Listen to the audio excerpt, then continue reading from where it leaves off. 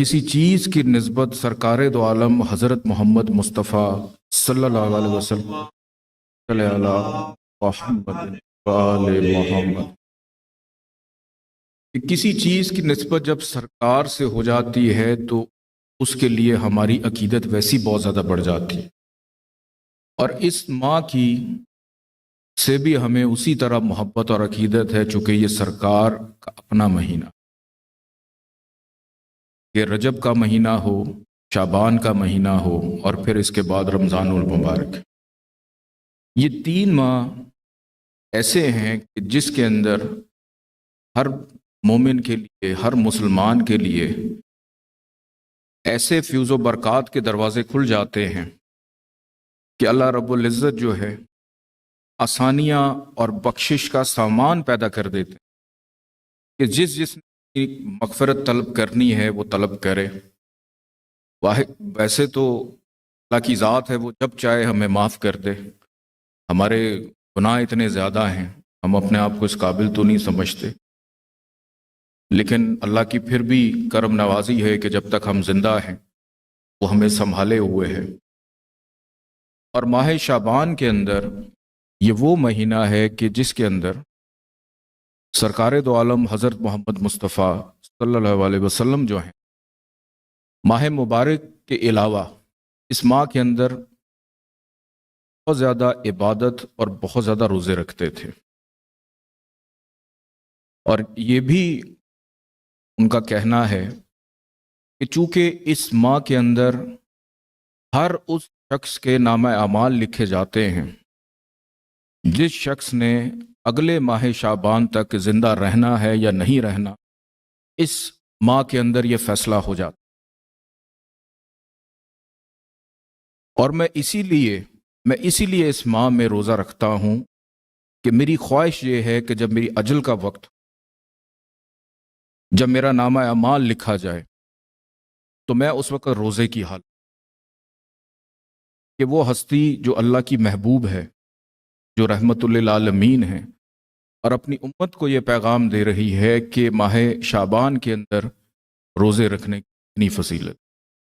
کہ ابھی چند دن کے بعد 15 شعبان،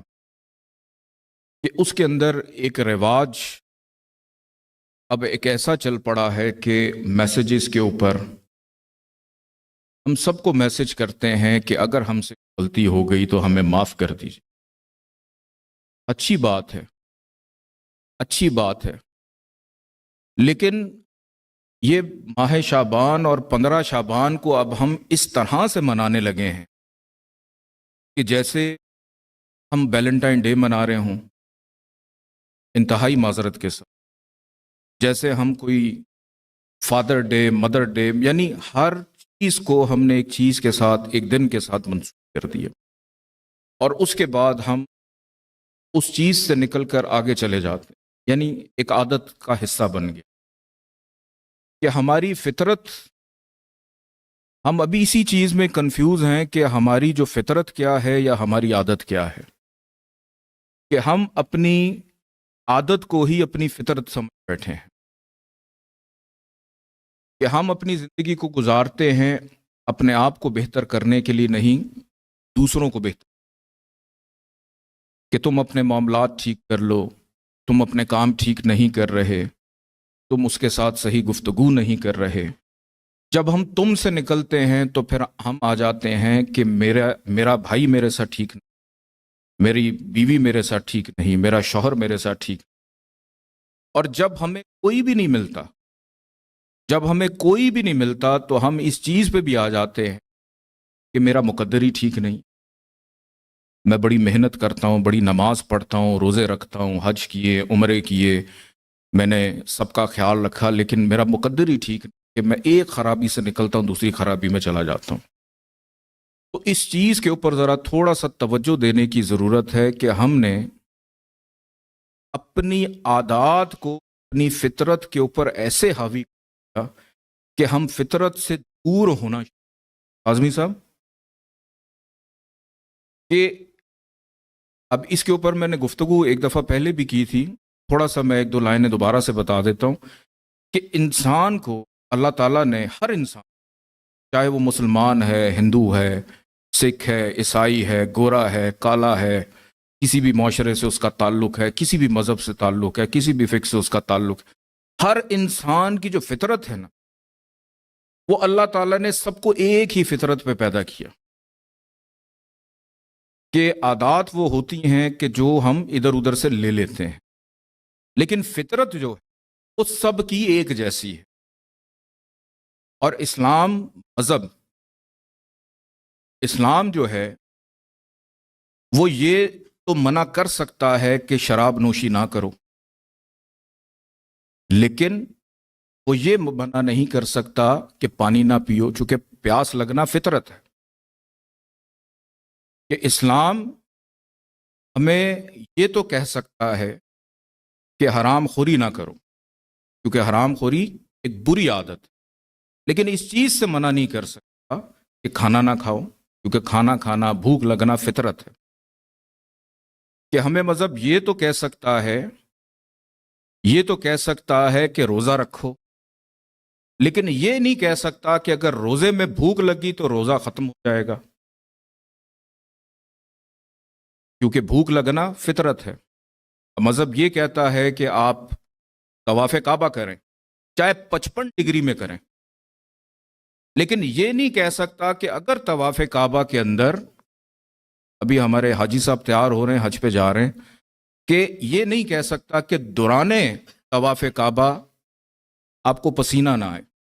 پسینہ آنا فطرت میں شامل۔ اور اسی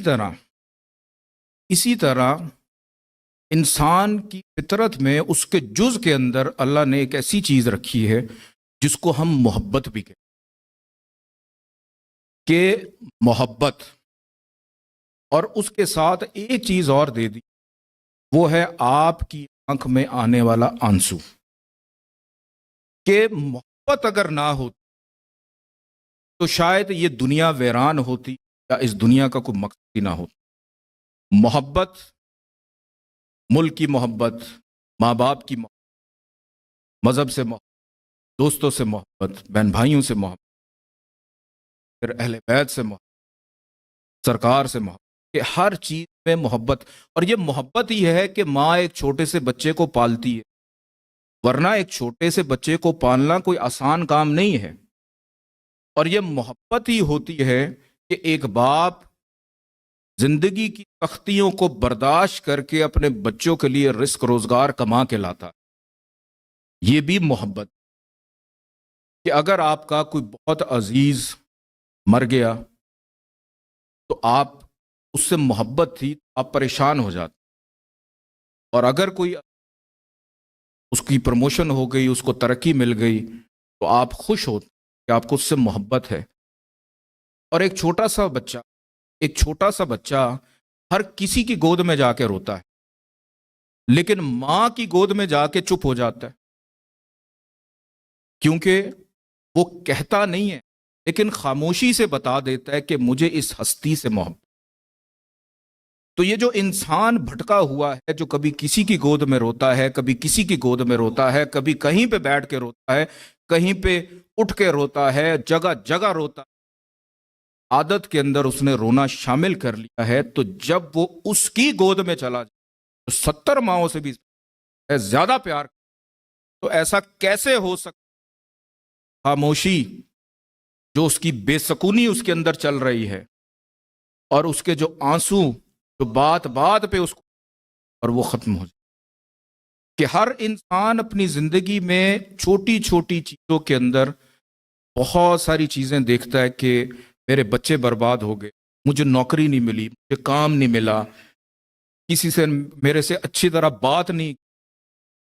میں محنت کی، میرا صلہ کوئی اور لے گیا، دل دکھتا ہے، لیکن زبان پہ تنقید رہتی۔ ایک چھوٹا سا واقعہ، اس کے بعد میں دعا کی طرف چلوں گا، ان لوگوں کے لیے جو یہ کہتے ہیں کہ ہم اللہ سے دعا کرتے ہیں یا نماز پڑھتے ہیں، ہمیں رکت نہیں تھا، ہم ذکر کرتے ہیں، ہم دعا کرتے ہیں، میں آنسو ہی نہیں آتا۔ تو آنسو آنکھ میں آنا، جیسے گرمی میں پسینہ آتا ہے، آپ گرمی میں نکلے نا، پسینہ بلایا جاتا ہے یا خود ہی آ جاتا ہے؟ تو اصل بات پسینہ نہیں ہے، اصل چیز ہے گرمی۔ تو جب تک محبت کی گرمی آپ کے اندر موجود نہیں ہوگی، آپ کی آنکھ میں عبادت کے اندر وہ رکت جو ہے آ رہی نہیں۔ کہ حضرت موسیٰ علیہ السلام کو اللہ نے یہ حکم دیا کہ اے موسیٰ، دو دریا کے پاس چلے جاؤ، وہاں پہ تمہیں ہمارا ایک بندہ ملے گا، اور اس بندے سے جا کے کچھ سیکھو۔ دیکھیں، اللہ کے نبی ہیں اور اللہ یہ حکم دے رہا ہے کہ موسیٰ، ہمارا ایک بندہ وہاں پہ ملے گا، اس کے پاس چلے جاؤ اور اس سے جا کے کچھ سیکھو۔ اب اس سے دو چیزیں نکلیں گی کہ اس کے پاس کچھ جا کے سیکھو۔ اب حضرت موسیٰ یہ کیسا صاحب شریعت ہے، اللہ کے چہیتے نبی ہیں، وہ یہ کہہ سکتے تھے کہ اللہ تو نے مجھے کتاب دی ہے، میرے لیے کتاب ہی کافی ہے، لیکن اللہ کا حکم تھا چلے گئے، اللہ کا حکم تھا چلے گئے، اور ان بزرگ کے پاس جا کے کہتے ہیں کہ مجھے اللہ کی طرف کہ میں آپ کی شاگردی اختیار کر لوں۔ تو وہ بزرگ کہنے لگے کہ تم موسیٰ ہو جو بنی اسرائیل کے نبی ہیں؟ میں کہا جی میں موسیٰ ہی ہوں۔ تو بزرگ کہنے لگے کہ موسیٰ، میں تمہیں اپنا شاگرد نہیں رکھ سکتا، تم میرے ساتھ صبر نہیں کر سکتے۔ تو حضرت موسیٰ کہنے لگے کہ میں ریکویسٹ کرنے کہ مجھے آپ اپنا شاگرد رکھیں، اللہ کا حکم ہوا ہے۔ تو خیر بات بنتے بنتے انہوں نے کہا ٹھیک ہے کہ میں تمہیں شاگردی میں لے لیتا ہوں، لیکن ایک شرط ہے کہ میں جو بھی کروں اس پہ کیوں نہ کرنا، طے ہو گیا۔ کشتی میں بیٹھے، دوسرے دریا کے دوسرے کنارے پہ پہنچے۔ اب وہ جو بزرگ تھے انہوں نے اپنی تھیلی کھولی، اس میں سے کیل نکالا اور کشتی کے اندر سوراخ کر دیا، اور حضرت موسیٰ ایک دم سے چیخ پڑے، یہ کیا کر رہے ہیں بزرگ آپ، یہ کیا کر دیا کہ اچھی بلی کشتی اس میں آپ نے کیل گاڑ دیا، اب وہ کسی کام کی نہیں۔ تو بزرگ کہنے لگے میں نے کہا تھا موسیٰ، میں نے کہا تھا میرے سے کیوں نہ، میرے ساتھ تم صبر نہیں۔ تو انہوں نے کہا ٹھیک ہے جی، اب میں کوئی سوال نہیں کروں۔ وہاں سے چلے تو ایک گلی، ویران گلی، ایک نوجوان آیا، اور اس بزرگ نے اس کو اتنی زور سے ہاتھ مارا کہ وہ نوجوان گر پڑا اور مر گیا۔ اور حضرت موسیٰ پھر کہ آپ نے کیا کر دیا؟ کہتے پھر میں نے کہا تھا کہ کسی چیز کا کوئی سوال نہیں، اب اگر سوال کیا تو میں آپ کو اپنے پاس سے ہٹا دوں گا۔ تو حضرت موسیٰ نے کہا کہ ٹھیک ہے، میں آپ کوئی سوال نہیں کروں۔ تو پھر آگے گئے ایک بستی میں، اور ایک ایسی بستی تھی جو کنجوسوں کی بستی، نہ مہمانداری کرتی تھی، بھوکے پیاسے وہاں پہنچے، کسی نے کچھ نہیں پوچھا، اور وہاں پہ دیکھا کہ ایک دیوار گر رہی ہے۔ اب وہ بزرگ اس دیوار کو بنانے لگے، اور ساتھ میں حضرت موسیٰ بھی دیوار کو بنانے لگے، تو بھی ساتھ لے لی۔ تو حضرت موسیٰ کہنے لگے کہ حضور، اس دیوار کی اجرت ہی طے کر لیتے، کچھ مل جاتا۔ تو آپ نے ایسی شروع کر دیا۔ تو انہوں نے پھر کہا کہ پھر آپ، میں نے کہا تھا کہ آپ صبر نہیں۔ کہتے کہ حضور، وہاں پہ آپ نے اچھی خاصی کشتی میں کیل گاڑ دیا، ایک اچھا والا نوجوان آ رہا تھا اس کو مار دیا، اور یہاں پہ کنجوس بستی کے اندر جہاں کوئی پوچھنے والا نہیں ہے، اور ایک ٹوٹی ہوئی دیوار خود بھی بنا رہے اور ہم سے بھی بنوا رہے ہیں۔ تو وہ کہنے لگے کہ موسیٰ، وہ جو کشتی تھی نا، اس کشتی میں نے کیل اسی لیے گاڑا تھا کہ پیچھے ایک بادشاہ آ رہا ہے جو لوگوں کی کشتیوں کو لوٹ رہا ہے اور اپنے قبضے میں کر۔ میں نے اس کی کشتی میں اسی لیے کیل گاڑ دیا کہ جب اس کی کشتی کو دیکھیں کہ اس میں سوراخ ہے تو وہ اس کو چھوڑ دیں۔ وہ ایک غریب ملاح ہے، وہ اپنی کشتی کی مرمت کرائے گا اور اپنے روزگار کا پھر سے بندوبست۔ اور اس نوجوان کو میں نے اس لیے مارا کہ وہ اپنے ماں باپ کا گستاخ نکل، اور ان کے والدین کو اللہ تعالیٰ ایک بیٹی عطا کرے گا جس میں سے 70 نبی پیدا ہوں، پیغمبر پیدا ہوں۔ اور یہ دیوار اسی لیے بنائی ہے، یہ دیوار اسی لیے کہ یہ دیوار کے نیچے خزانہ دفن ہے جو 2 یتیم بچوں کا ہے۔ اگر یہ دیوار گر جاتی تو یہ خزانہ ہمیشہ کے لیے دوسروں کے سامنے ہی دفن ہو جائے۔ جب یہ دونوں جوان ہوں گے ایک وقت آئے گا یہ خزانہ ان کو مل جائے گا۔ تو اللہ نے اپنے نبی کو بھیجا اپنے بندے کے پاس، جس کو آج ہم زندہ پیر کے نام سے جانتے، حضرت خضر علیہ السلام، جن کو زندہ پیر کہتے، کہ بھیجا ان کے پاس کہ کیا سیکھا، کیا سیکھ کر آئے، کیا وہاں سے۔ تو اس کہانی کو کیونکہ قرآن میں ہے، بتانے کا مقصد کیا کہ اللہ کے نبی ہیں، اللہ کے چہیتے ہیں، سب سے زیادہ ذکر آپ کو قرآن بھی نہیں کا ملے، سب سے زیادہ ذکر، لیکن اس کے باوجود اپنے ایک بندے کے پاس بھیجتے ہیں کہ ان سے جا کے کچھ سیکھیں۔ ہم وہ لوگ جو اپنی زندگیوں کے خود ہی فیصلے کر رہے ہیں، نہ ہم کسی سے کچھ پوچھنا چاہتے ہیں، نہ ہم کسی سے کچھ سیکھنا چاہتے ہیں، اور بات پہ جو کہ ہمارا مقدر خراب ہے، ہماری قسمت خراب ہے، اس نے یہ کیا، بات یہ ہو گیا کہ اللہ کے وہ پیغمبر، اللہ کے وہ نبی جو حضرت خضر کی مصلحت کو نہیں سمجھ سکے، تو ہم ایک عام انسان پر اللہ کی مصلحت کو کیسے سمجھیں، کہ کس طرح سے ہم سمجھیں۔ اللہ اکبر، اللہ اکبر، رسالت یا رسول حیدری یا علی یا علی۔ تو ابھی شب برات کے اندر ہم سب سے معافیہ بھی مانگیں گے اور ایک میسج بھی کریں گے، لیکن ہم اس ایک میسج کو کر دینے کے بعد اس رب سے معافی مانگنا بھول جاتے ہیں جس نے ہمیں اس دنیا میں بھیجا ہے اور ہمیں زندگی کی صورت میں وہ نعمت عطا کی ہے۔ قسم سے میرے رونگٹے کھڑے ہو جاتے ہیں۔ اکثر مجھے لوگ یہ کہتے ہیں کہ شاہ صاحب ہم اتنے پریشان کہ ہم اپنی زندگی کو ختم، ہم اس زندگی سے خوش اور راضی نہیں ہیں، کہ ان نعمتوں کی وجہ سے جو اس دنیا میں نہیں ملی ہیں، اس نعمت کو ختم کرنا چاہتے ہیں کہ جو سب سے بڑی نعمت، اور اس کے اندر ناشکری کا پہلو آ جانا، ناشکری کا پہلو آ جانا اور اس قسم کے الفاظ ادا ہو جانا۔ تو شب قدر کے اندر بجائے اس کے کہ ہم سب ایک دوسرے کو میسیجز کے اوپر ان سے معافیاں مانگیں، ہم اپنے رب سے بھی معافی مانگیں، اور ہم اپنے نبی سے بھی معافی مانگیں کہ جس کے ہم امتی ہیں، جس کے ہم امتی ہیں، اور امتی ہونے کے بعد ہم سے جانے انجانے میں بہت ساری غلطیاں ہو جاتی ہیں، لیکن جب ہمارا نامہ اعمال لکھا جائے تو ہم اس کیفیت میں ہوں کہ ہم بخشش کی کیفیت، نہ کہ ہم گستاخی کی کیفیت، نہ کہ ہم کسی بدکاری کی کیفیت، کسی عمل سے نہیں، کسی کا دل دکھا کے، کسی سے لڑ کے جھگڑ کے، کہ آپ نے ایک بندے سے معافی مانگی اور 7 کمرے میں آپ کی ماں تڑپ رہی ہے کہ بیمار ہے،